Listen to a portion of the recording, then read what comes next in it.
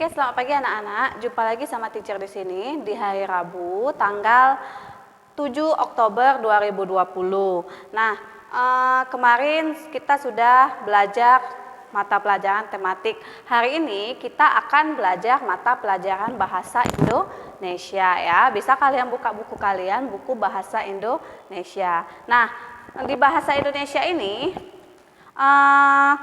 kita akan belajar tentang teks eksposisi ya. Bisa kalian buka buku kalian di halaman 25 tentang teks eksposisi. Nah, teks eksposisi.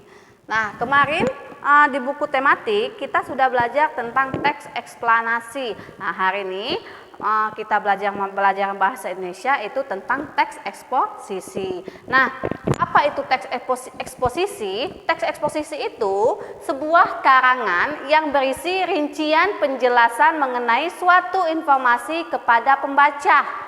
Itu teks eksposisi. Sebuah karangan adalah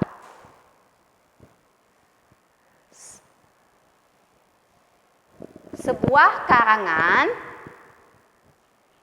yang berisi penjelasan mengenai suatu informasi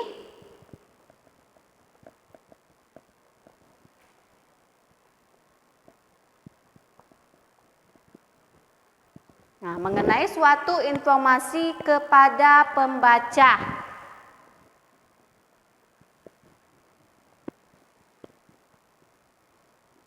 Nah, itu teks eksposisi, sebuah karangan yang berisi penjelasan mengenai suatu informasi kepada pembaca.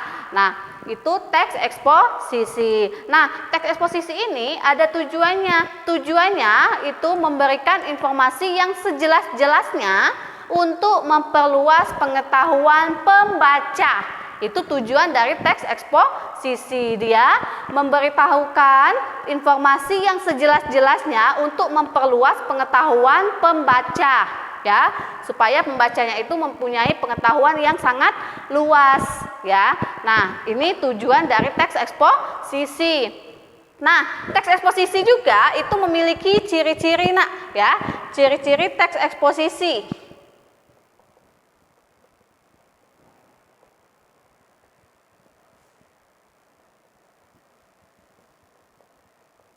Nah, ciri-ciri teks eksposisi yang pertama itu menyampaikan sebuah informasi kepada pembaca, ya, atau menyajikan. Yang pertama itu ciri-cirinya menyampaikan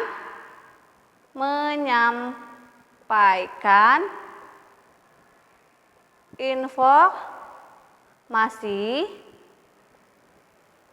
kepada pembaca. Nah, itu ciri-ciri yang pertama, menyampaikan informasi kepada pembaca. Nah, ciri-ciri yang kedua, informasi yang disajikan itu berupa fakta, ya, atau benar-benar terjadi. Yang kedua, informasi yang disajikan. Nah, informasi yang disajikan itu bersifat fakta atau benar-benar terjadi. Nah, ini informasi yang disajikan bersifat fakta atau benar-benar terjadi. Itu ciri-ciri yang kedua dari teks eksposisi. Nah, yang ketiga sama dengan teks eksplanasi kemarin, teks ini tidak berusaha mempengaruhi pembaca, ya, tidak berusaha mempengaruhi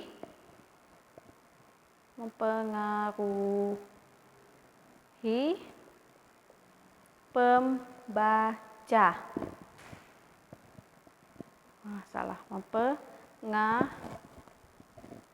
mempengaruhi pembaca. Nah, itu yang ketiga, tidak berusaha mempengaruhi pembaca. Ya, kalau kita membaca teks eksposisi, teks itu tidak mempengaruhi pembaca. Ya, bukan kalau misalnya kayak iklan itu kan biasanya itu mempengaruhi pembaca ya nak ya, agar kita itu berminat untuk mengikutinya atau berminat untuk apa ya yang ada di iklan itu. Nah, tapi kalau teks eksposisi dia tidak mempengaruhi pembaca. Nah, ada juga ciri-cirinya itu menjelaskan sebuah proses ya.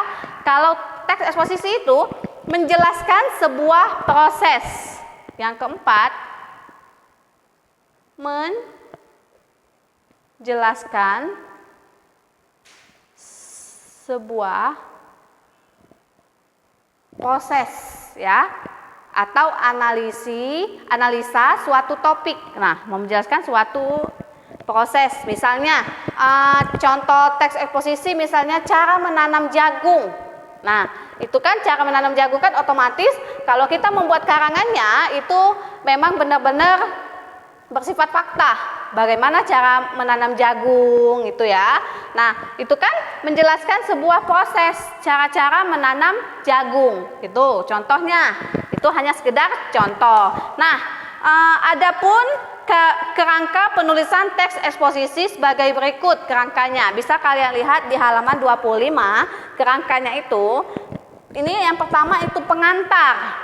Ya, yang kedua itu pendapat. Yang ketiga itu kesimpulan ya. Nah, pengantar yang menyajikan isi, paragraf yang menyatakan isi biasanya berupa sudut pandang atau pendapat penulis tentang masalah yang akan dibahas. Itu yang paragraf pengantarnya ya. Dia biasanya berupa sudut pandang atau pendapat penulis tentang masalah yang akan dibahas. Nah, sedangkan kalau pendapat itu paragraf yang menyatakan penjelasan lebih rinci. Nah, penjelasannya lebih rinci dari pengantar dan disertai dengan pendapat dan fakta. Bagian ini bisa terdiri atas beberapa paragraf. Nah, bagian ini biasanya bukan hanya satu paragraf, bisa juga 2 paragraf, 3 paragraf ya. Nah, sekarang kesimpulan. Mungkin kalian sudah paham dengan kesimpulan. Kesimpulan itu rangkuman dari semuanya ya. Semua yang ada itu. Paragraf kesimpulan bertujuan sebagai penegas kepada pembaca. Ya, kita sudah membaca pengantar, pendapat. Nah, terakhirnya itu kesimpulan. Kesimpulan itu adalah inti dari semuanya itu ya, disimpulkan ya jadi satu paragraf. Nah, ini bisa kalian buka halaman 26 sampai 27. Nah, sekarang di sini ini adalah teks eksposisi. Judulnya itu Pawai Tatung, Pembauran Dua Etnis di Indonesia. Ya, nah dari teks ini coba kalian, dari teks ini lihat, teacher baca ya. Ini dia tidak itu nak. Teks ini beracak ya. Teks ini acak. Yang ini bukan termasuk paragraf pertama misalnya. Itu bisa mungkin yang ini paragraf pertama ya. Untuk menjelaskannya, untuk apa? Mengetahuinya, kalian itu baca dulu teks ini terlebih dahulu ya. Baca dulu teks ini terlebih dahulu. Nah, teacher baca, coba ya.